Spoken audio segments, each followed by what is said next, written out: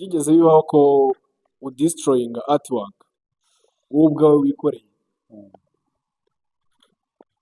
bitewe n'impamvu zigiye zitandukanye, ushobora kuwureba ukavuga uti no artwork njyewe ubwanjye sinayikunze, ukayangiza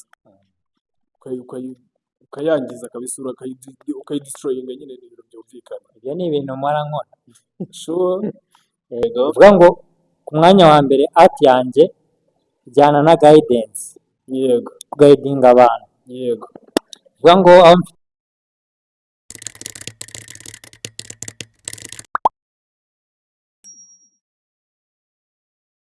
yego. Nongeye kubaha ikaze kuri Mondi Studios, ni channel yanyu, ngira ngo abakoze subscribe mbashimire, ndetse n'abatarakora subscribe mubikore kugira ngo tujye tubana mu biganiro byacu byo dushyiraho umunsi ku munsi. Uno munsi rero twasuye Josue Art Gallery nk'uko bisanzwe, nk'uko dusanzwe tuhakorera n'ubundi. Tugiye kuganira na founder wayo, araza kubibwira, ari nawe muri kureba imbere yanyu. Ngira ngo anaduhe ikaze kuri galeri ye kugira ngo tubone no gutangira n'ikiganiro. nakoze cyane, Yego, nakoze cyane Edmond. yaba babwiye ndi founder and CEO wa Josue Art Gallery. Edmond rero ni umushuti wanjye cyane. akunda ubugeni buriya, nawe ntimukamurebe kuriya azagira amahirwe yo kumubona. Welcome kuri Josh Art Gallery buri wese. yego, arakoze cyane. Ku byo akorera hano kuri iyi galeri ye tukabiganiraho, ariko mu buryo burambuye, akatubwira imvo n'imvano yabyo, uko yayishinze, igitekerezo cyaje gute, aragenda bitunyuriramo byose, atubwire urugendo rwa galeri yashinze hano i Rwamagana. Josue, cyane urumva ko hari ikiganiro kiri open, turaganira kugira ngo abadukurikiye barusheho kumenya Josue Art Gallery ikora ibiki, n'uwuhe mwihariko wayo, yashinzwe ite, ese intego zayo z'igihe kirekire ni izihe. So nkaba ngira ngo utangire utubwira ubundi Josue Art Gallery yatangiye ryari, mu kihe gihe nyine. Josue Art Gallery itangiye muri uyu mwaka, ukwezi kwa gatandatu. uyu mwaka turimo ni 2025. Yego. ukwezi kwa gatandatu nibwo yatangiye. Yego. cyari igitekerezo kimaze igihe, Yego. ariko cyabaye achieved vuba aha ngaha, ko Yego. turi mu kwezi kwa munani kwa 2025. Yego. urumva Josue Art Gallery imaze amezi 2 ikora. Amezi 2. Yego. Igitekerezo wari ugisanganywe, cyangwa wenda n'umuntu waguhaye igitekerezo uravuga uti kamite mfatiraho nanjye? igitekerezo nari nyisanganywe, ko igihe cyose umuntu aba yumva atuje iyo yikorera. urumva nanjye ntabwo byari bishimishije kuri njyewe ari gukorera mu yandi magaleri. Yego. ahubwo igitekerezo nanjye cyamozemo. Yego. kuva kera nkiga, Yego. numvaga nagira enterprise yanjye bwite. so niko rero gukora galeri, wenda sinzi turi bugere ku gihe nashoreje kwiga. Yego. ndumva ari ingenzi yuko nababwira igihe nasoreje kugira ngo bihite bizana n'igihe galeri Okay, yatangiye. nta kibazo, nta kibazo. nasoje 2023 kuri Ecole d'Art de Nyundo. Yego. ni ishuri ry'ubugeni, aho nasoje ndi muri section ya sculpture and ceramic art. Yego. ubwo hari abo bishobora kugora kumenya ibyo ari byo. Yego, nanjye ndimo. nawe urimo. bivuga ngo sculpture and ceramic art ni bino byo gukora amasitati, ibibumbano, mujye mubona mu marompuwe aho Kigali yego ziriya sculpture zamenyekanye cyane z'intore babyina, yego n'iriya ngagi ya Sonatube bo ndumva ariko nagerageza kubasobanuriramo sculpture ngerageje guhuza ibyo muzi n'ibyo nkora, so naho bitandukaniye rero nibyo nize. yego Soza 2023 nyuma twasoje mu mezi asoza mu kwa munani, ndumva kwa karindwi hafi mu kwa munani. yego Ubwo rero hashira amezi makeya 2024 birageze, aribwo natangiraga kugenda nkora uturaka nyine, gukora ibiraka, ariko nyine biba ari akajagari kubera yuko iyo umuntu uyu munsi ari gukorera mu Bugesera, ejo bundi ari gukorera Rwamagana, Kigali, Gatsibo, ukabona ni akajagari. yego Nibwo rero nagize igitekerezo cyo bangoreka nkore galeri yanjye bwite, na comfort place yanjye, aho umuntu ashobora kuza akaba yansanga kuri site yanjye, yego bitabujije yuko nshobora no kujya gukorera ku mafilidi runaka, ariko ubu ngubu Josue Art Gallery nibwo nayishinze muri uyu mwaka. Igitekerezo cyaje mu mwaka ushize 2024, yego ariko bakeneye amafaranga, bakeneye abaterankunga cyane, birumvikana biba binahenze. nta mwana uvuka ngo yuzure ingobyi. uvuka ngo yuzure ingobyi. yego niko rero kugira icyo gitekerezo ariko nticyahita gikunda, ariko uyu munsi ejo bundi mu kwa munani muri uyu mwaka wa 2025 yego nibwo icyo gitekerezo noneho cyabaye achieved neza, bicamo kabisa. ndagira ngo nkubaze ikibazo kimeze nk'aho kiri tricky mu kuntu, ariko nyine ni ukugira ngo just twintertaining abantu, ariko nanone barusheho no kumenya uburyo ki babashe gusobanukirwa art. ubundi mbere na mbere umuntu wese ukora ubuhanzi hari icyo abukorera. Hari ubukora avuga ati njyewe wenda ndashaka kwimpressinga abantu, icyo ni kimwe. Hari n'ukora ubuhanzi avuga ati njyewe ndashaka just kwerekana ibitekerezo byanjye, abantu babikunda batabikunda birabareba. Hari n'umuntu ubikora avuga ati njyewe ndashaka gucuruza, ndashaka nyine ngiye kwataka isoko nk'abafata gusa. wowe art yawe uyikora ugamije iki? Niyo mpamvu nyamukuru uvuga uti iyi ngiyi niyo mpamvu ituma nkora art. kuvuga ngo art yanjye nikora ku mpamvu ebyiri z'ingenzi, yego ku buryo hashobora kwiyongeraho n'iya gatatu. yego urumva impamvu ya mbere gukora art kwanjye, icya mbere ni uko ari ibintu nkora nk'impano, bivuga ngo ni ibintu nkunda. Si ukubikunda gusa, ahubwo urumva sinabita gutuza mu gihe wenda mfite ibitekerezo runaka, nkaba nakoramo artwork mu gihe ndi mu bihe bibi, nshobora gukora artwork runaka isobanura ibyo bihe. yego bivuga ngo ku mwanya wa mbere art yanjye ijyana na guidance, yego guiding abantu. yego bivuga ngo aho mfite ama artworks ari amwe n'amwe, amwe muri yo urayazi, ndayazi. aho mba ndi gusobanura cyangwa se ndi gutanga inama ku bintu runaka.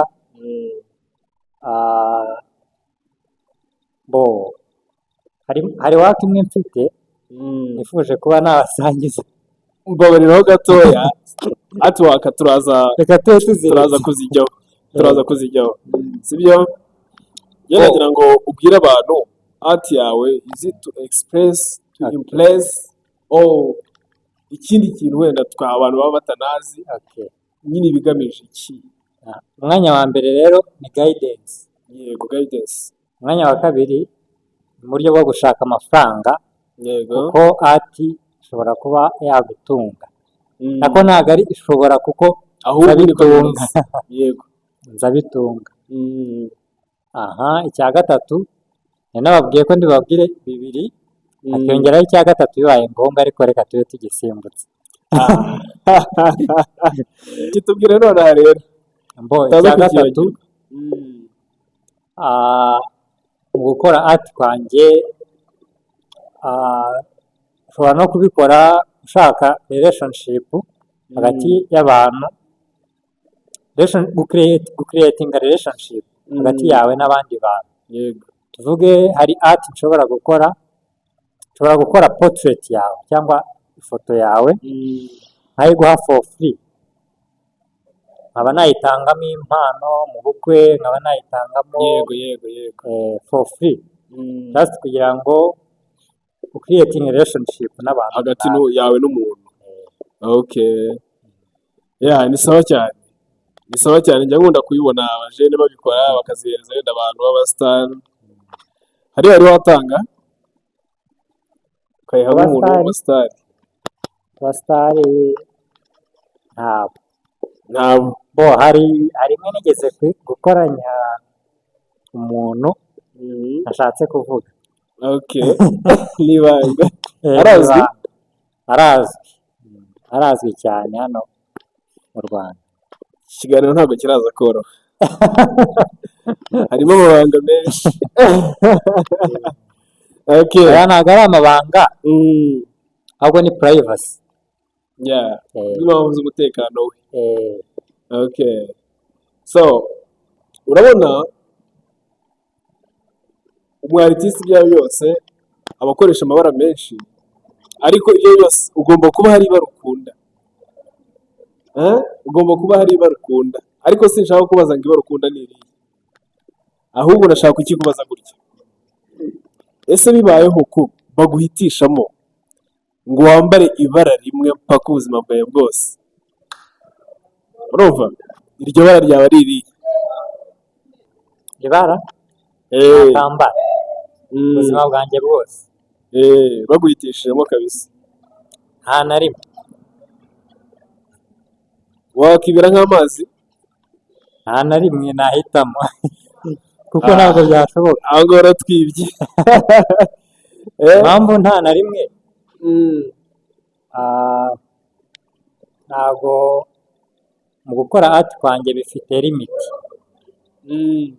bifite limiti ntabwo nakora ati nindangiza ngo nambare imyenda iriho ibirange njye mu nzira ngende no, ntabwo ariyo context njyewe nabibashijemo, urugero nguhaye gatoya ku mwihariko wanjye mu gukora ati ariyo mpamvu turi buhite tugera no kwibara, impamvu ntavuga ngo ni iri bara runaka ni uko mu gukora ati kwanjye ntabwo byanyinspira cyane ku buryo ngezeho ngo nambare ibara runaka. njye nakubajije ngo baguhitishijemo bakakubwira ati byanze bikunze urahitamo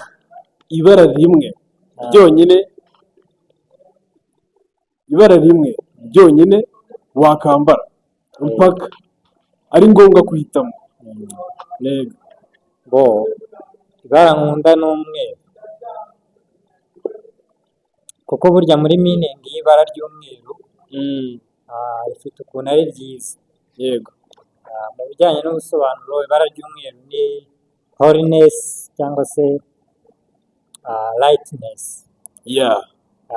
bibaye ngombwa yuko bampitishamo rero nubwo bitapfa kubaho, niyo mpamvu nanjye ngendeye ku busobanuro bw'ibara rifite ubusobanuro bwiza. yego, byigeze bibaho ko uhereza nk'umuntu artwork yakwishyuye, yego, ariko uwo muntu wenda muranahura mu buzima busanzwe ahandi hantu, ariko wamara kuyimuhereza nyuma yego yaranakwishyuye, ariko wamugeraho wareba uburyo nyine wenda arimo gufatamo iyo artwork ukumva wicujije kuba warayimuhaye, wenda ntabwo byari byambaho ariko ndumva biramutse bibaye byaba nyine ari ibintu bibabaje, ko ikintu cyose uretse na artwork, ikintu cyose uhaye umuntu ukabona gifashe nabi ntabwo binezeza. ntabwo bishimisha. Ni ikihe kinyoma Ikinyoma muri art, ntabwo rero nasoza, muri art ni ikihe kinyoma kibaho abartiste bashobora kuba babeshya abantu, wenda abantu batazi?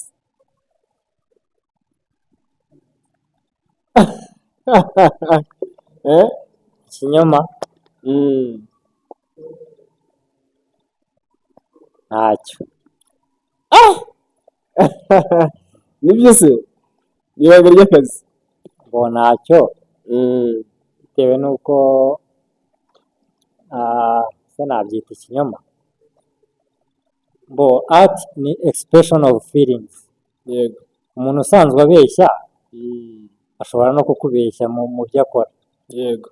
Bivuga ngo bijyana na personalities z'abantu. Okay, ahubwo Ubwo rero ntabwo byaba rusange. Ntabwo byaba na rusange. personality y'umuntu. Kuko nyine aba expressinga ibimurimo. Hari ikintu kimwe ushobora kuba muriho n'abandi bantu, sometimes iyo umuntu atangiye kwamamara, kumenyekana, ubwamamare hari igihe bujya butuma ubuhanzi bw'umuntu runaka buhindura injyana. Wenda niba yahangaga ibihangano bimeze ukuntu mu buryo runaka, kugira ngo agume kuri ritme nk'iyo yari iriho, bikamusaba ko atakaza wa mwimerere yari afite mbere. Ese birashoboka ko umu artiste ukora ama paintings, ama sculpting, birashoboka ko yahindura umwimerere yari afite bitewe n'uko yamamaye? Ibyo ngibyo birahita binahuza n'ikindi kibazo ndi buze guhita mubarizaho kugira ngo ubijyanishe. Birashoboka kuba ubuhanzi bwawe bwahindura imiterere yawe, bwahindura imiterere karagiteri zawe y'ubwabwo nyine, bwo bugahindura imiterere. Ati wakoraga ikamera nk'aho ihindutse bitewe n'ubwamamare ufite, cyangwa se wenda izina umaze kugira, umaze kubaka. Birashoboka bitewe wenda n'amafaranga ushaka gukorera, ukavuga uti ngewe ibi ngibi kamba mbiretse, nubwo arizo idea wenda nari ifite mu mutwe, ariko mpite njya kuri ibi ngibi kuko ari byo bimereza amafaranga menshi. nabyumvise. N'ubu ngubu igisubizo cya mbere ni uko bishoboka. Birashoboka kuko kuba narize sculpture and ceramic art, Yego. yo gukora amasitati, Yego. ariko mu Rwanda nyine ntabwo biramenyekana cyane ku buryo wavuga ngo wenda n'ibyo ukora byonyine bisaba kuvanga ubwoko bwa art bwinshi. Ukora paintings, ugakora mural paintings. Urumva rero bitewe n'isoko uri kubona, tuvuge niba uri kubona isoko ryo gukora amataburo, ubwo nyine nibyo uhita werekeramo ukabikora. Okay. Nibyo uha umwanya cyane. Which means that it's all about money. Aho amafaranga, aho biri gucamo mu bijyanye n'amafaranga, aho werekeza. Kamite bijyanisha n'icyo kibazo nindaho kubaza, ariko automatically njye nahise nihereza igisubizo, gusa ndashaka ko nabyo ugira icyo ubitubwiraho. Ujya ubona ko akenshi hari igihe umuntu aba akora ibintu, cyane cyane ibi bintu nyine by'ubugeni, ariko ugasanga abantu bamenya ibyo yakoraga ari uko atakiriho. Ese uba wumva ari ikihe kintu cyaba cyiza, ari ikihe kintu cyaba kirenze kuba famous, isi yose ikakumenya, ariko bakamenya ibikorwa byawe utagihari, no kuba babimenya ugihari nyine ukaba icyamamare ugihari, birumvikana nyine unapfuye ubaye utakiriho nyine n'ubundi bakomeza babizi. Ni ikihe kintu wumva cyaba kirenze? Ubwo ni mu ruhande rwa art. Mu ruhande rwa art, ubugeni just.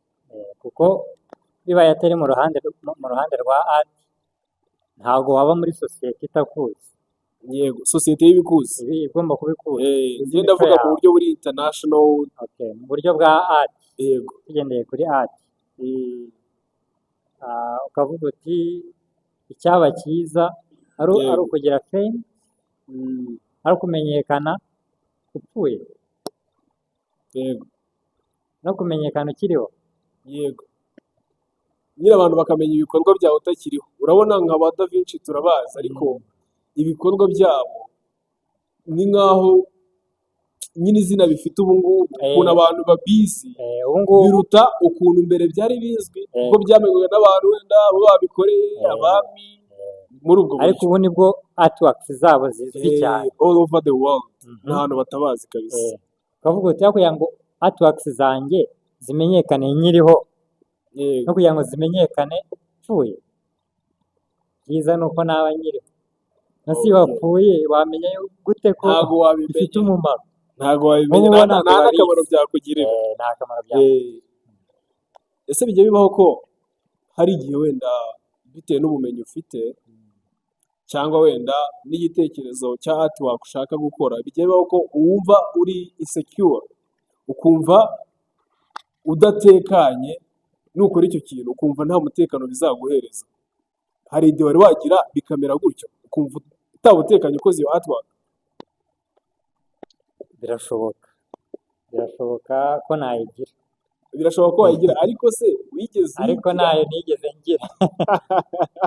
Ubwo nyine mpamvu mbibarije, urabona hari abahanzi ushobora gusanga bakora ibintu biri politiko, ni urugero, ugasanga wenda ni igihangano ashobora gusohora nk'urugero igihugu cyose kikikanga. kikikanga. Nk'urugero hari art movement bita romanticism. Ubwo ni muri history of art cyangwa se mu mateka y'ubugeni. Yego. Harimo movement y'ubugeni yitwa romanticism, aho bakoraga ibihangano biri politiko, bijyanye na politike cyane. Yego. Bivuga ngo ubu ngubu ufite kuba wabikora ugasanga baragufunze da. Ya nibyo ariko wowe ntibyari byakubaho. Ariko njyewe ntabwo byari byambaho. Ikindi, hari igihe bibaho ko wakora artwork ariko bitewe n'abantu bazareba artwork ukavuga uti Imana izamfashe uyu muntu ntazamenye n'icyo nashaka kuvuga. Mu buryo bwo kuzimiza nyine. Ukavuga uti, Ukazimiza ukavuga uti abantu runaka nzayisobanurira nibo bazabimenya. ariko undi muntu runaka sinshaka ko Ukabimuhisha. azabimenya. Yego. Byari byakubaho? Ntabwo byari byambaho gusa bibaho. Ntabwo byari byambaho gusa bibaho. Bibaho. Okay. Gute wamenye ko bibaho? Ni ukubera yuko mu gihe ushobora kuba wakora igihangano kiri mu buryo bwa semi abstract, cyangwa se mu buryo artwork ijimije, cyangwa se igihangano kijimije ariko ku buryo butari toto, ku buryo nyine tuvuge niba ukoze nk'isura y'umuntu, hasi yakabaye akomezanya wenda n'amaboko n'amaguru, wenda akaba yaba nk'inka wenda Yego. ku bindi bice, iyo wenda niyo nakwita nka semi abstract. Okay. Kubera yuko bimwe uri kubisobanukirwa ibindi urabona utabizi neza. Bivuga ngo rero mu gucangacanga abantu ushobora kuba wakenera kugira abo usobanurira igihangano cyawe, umwe ukaba wamusobanurira mu buryo butandukanye n'undi, Yego. bitewe n'uko abstract ukuntu iba iteye, ni wowe nyiri igihangano uba uzi ubusobanuro bwacyo. Tugitangira urimo kuduhereza ikaze unatwibwira, watubwiye ko wasoje art ku Nyundo, bivuze ngo waranayitangiye, ariko mbere yo kunayitangira n'ubundi wakoraga art kuko wagiye ufite n'ubundi ukuntu uyikunda. Ese ukurikije igihe wahereye gukora art kugeza n'ubu ngubu, harimo gap y'igihe kirekire, ariko nanone iyo gap yuzuyemo amasomo menshi cyane wakuye muri art, kubera ko ubona n'ubundi buzima bwo hanze ukuntu buba buteye. Ni ikihe kintu wabwira abantu nk'isomo kuba uri umu artiste bitandukanye n'abandi bantu bose bakora ibindi bintu? Kuba uri umu artiste icyo gihe cyose ni ikihe kintu byakwigishije? Kuvuga ngo mu gukora art kwanjye, ikintu byagiye binyigisha ni uko burya uko wakora artwork imwe ntabwo ariko uzagera kuri artwork ya 10 ukora. Kandi burya art ukuntu imeze kugira ngo uyimenye ni ibintu bisaba practice nyinshi, yego ku buryo iyo umaze nk'igihe udakora sinavuga ngo wabyibagirwa burundu, ariko uba ukeneye imyitozo myinshi kugira ngo uhorane spirit, uhorane esprit zo gukora work zimeze neza. yego Bigutwara igihe iyo ugiye gukora artwork udaheruka gukora art, bigutwara igihe kinini. Wenda tuvuge niba mbere warayikoraga isaha imwe nka portrait y'umuntu ukayikora isaha imwe, icyo gihe iyo ugiye kuyikora utabiheruka bishobora kugutwara iminsi 2 cyangwa umunsi umwe. ndagira ngo ubihuze n'ubuzima busanzwe, amasomo yo mu buzima busanzwe. Mu buzima busanzwe yego uyihuze no mu buzima busanzwe.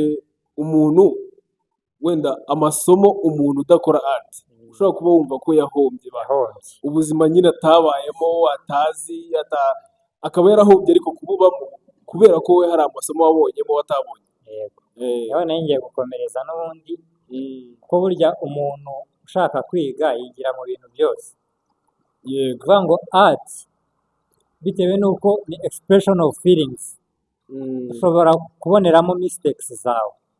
yego Tuvuge niba uri umuntu ufite karagiteri cyangwa mind yanduye, uzakunda gukora ibintu muri results, uzakunda gukora wenda nk'ama artworks no muri results ziri kuvamo, usanga ukunda gukora wenda nk'ibintu bya skeleton, ibintu biteye ubwoba byerekana yuko mind yawe iri depressed.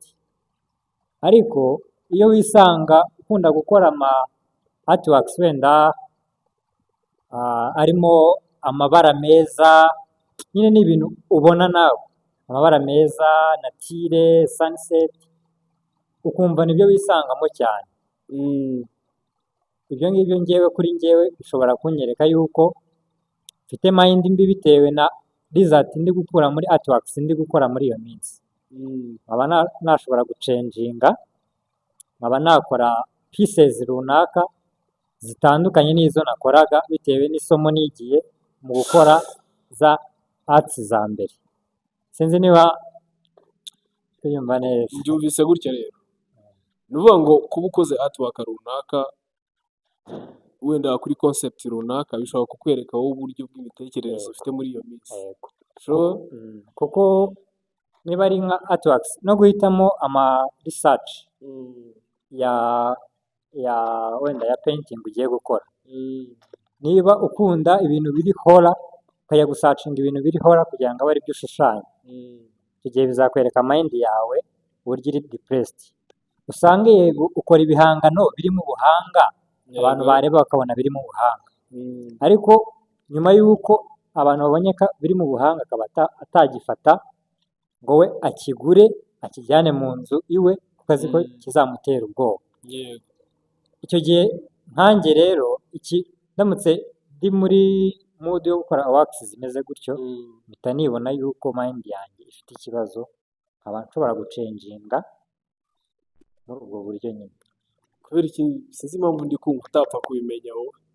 Njyewe Wenda undi muntu usobanukiwe art ashobora kureba akavuga ati this guy is depressed, ashobora kubireba akavuga ati wenda uno muntu bitewe na artwork mbona ari gukora ashobora kuba atameze neza mu mutwe. Njye ndumva wowe utabimenya. impamvu nabimenya, impamvu njyewe nabimenya ni uko burya nawe uzi ibyiza byawe uzi n'ibibi byawe. Iyo wicaye hamwe ugatekereza ukabimedita, ugatekereza neza, urimenya ubwawe. Iyo witekerejeho witekerezaho neza. urimenya Bivuga ngo ibyo tuvuge niba ari artworks runaka wakoze 5, 10 zingahe, zisubiramo kuri concept imwe iteye gutyo, bishobora kuba byakwereka yuko ufite ikibazo. yego Nubwo buryo njyewe mbimenyamo. Kuko burya njyewe nkunda kwiga cyane cyane ku mico yanjye, ku buryo ndeba ikintu nabona kuri njyewe kitameze neza, wenda nkaba nasigara ndwana nacyo, ariko mba nabanje kwiga nkabona yuko hari ikibazo kindi kikaba gushyira mu bikorwa ariko namenye ikibazo aho kiri. yego. Byigeze bibaho ko udisitoroyinga artwork wowe ubwawe wikoreye bitewe n'impamvu zigiye zitandukanye, ushobora kuwureba ukavuga uti no artwork njyewe ubwanjye sinayikunze, ukayangiza ukayangiza kabisa ukayidisitoroyinga, nyine ni ibintu byumvikana. Ibyo ni ibintu mpora nkora. Sure. Okay, muri artwork zose wagiye udisitoroyinga, ndagira ngo uhitemo artwork imwe uri buze kutubwira impamvu wayidisitoroyinze, unatubwira nyuma yaho nyine wumvaga bimeze gute umaze kudisitoroyinga artwork wanakoze. Kubera ko ntabwo numva ukuntu ushobora gutangira artwork hanyuma ukageramo hagati ukumva ukwiye kuba wayangiza. Ntabwo nyine ntabwo numva iyo fenomeno uko imeze. Uvuga ngo sinzi, njye mu gukora artwork kwanjye cyangwa se gukora igihangano cyanjye abatari kumenya artwork ni igihangano. Yego.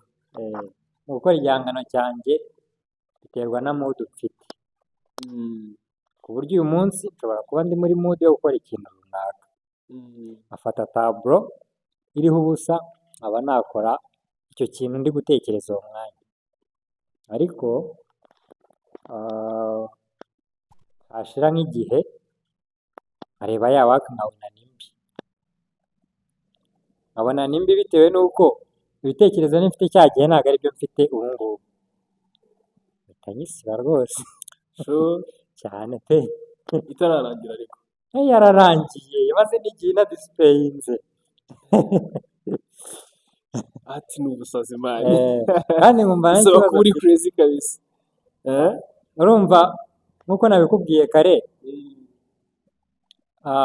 nkunda kwigira muri art yanjye, kuko nyine mba numva ko igihe nari mfite ibyo bitekerezo nakoze iyo artwork, ariko nyuma y'uko mbonye wenda nari mfite nk'ibitekerezo bibi,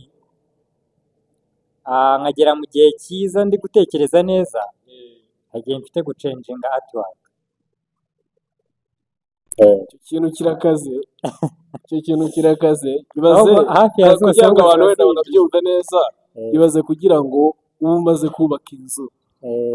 uyisenya. Tubishyire muri iyo context kugira ngo umuntu abyumve neza. Ibaze kugira ngo ube umaze kubaka inzu, igihe wakoze finissage ibintu byose byarangiye, at the end uvuga uti ino nzu ndabona itanyuze kanyisenye.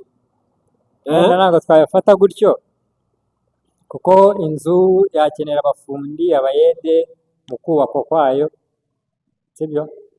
Ariko mu gihe ngewe ndi gukora taburo, impamvu ntabifata gutyo ni uko ari ngewe umwubatsi w'iyo nzu. Ntabwo bikura ariko ko hari resources ziba zarayigendeyeho. Isosi ntabwo ziba zihenze cyane ku buryo byambuza kuyisiba. Ikintu kirakaze. Njya mbona ama artwork ahantu hamwe na hamwe ikorwa ikanarangira, hanyuma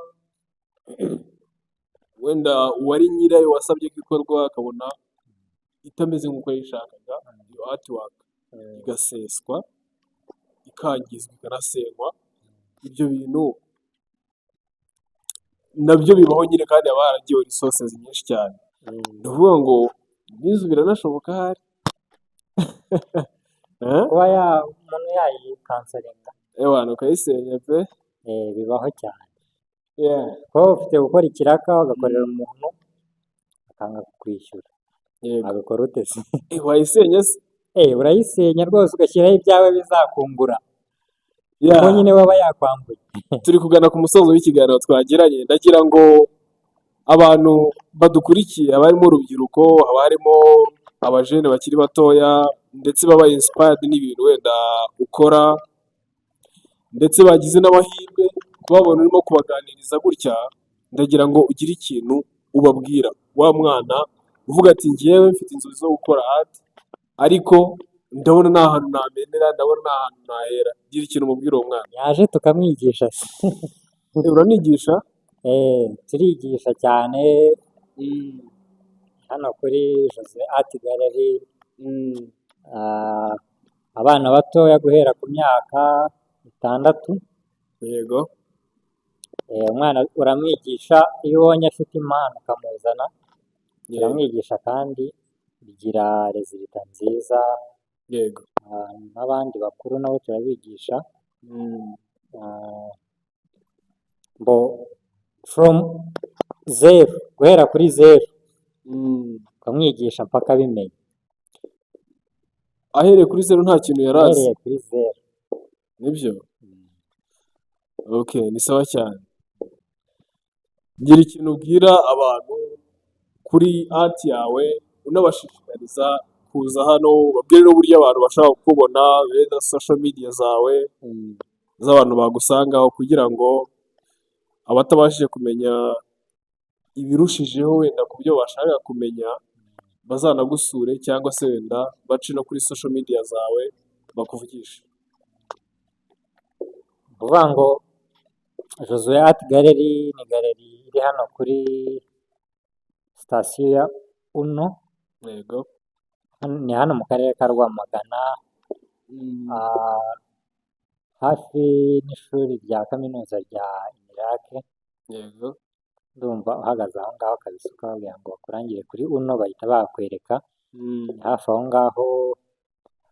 Imbuga nkoranyambaga nkoresha ni Instagram. Yego. Niyo nkoresha cyane ku buryo buri professional. Nitwa Josue Art Gallery cyangwa se Josh Art Gallery. Josh Art Ntagwabira.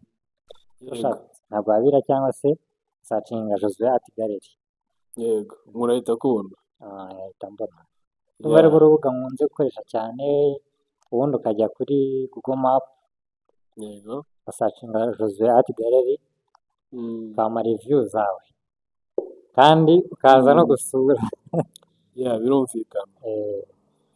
Urakoze cyane rero ko twagiranye ikiganiro, naho utaha. Murakoze Edmond.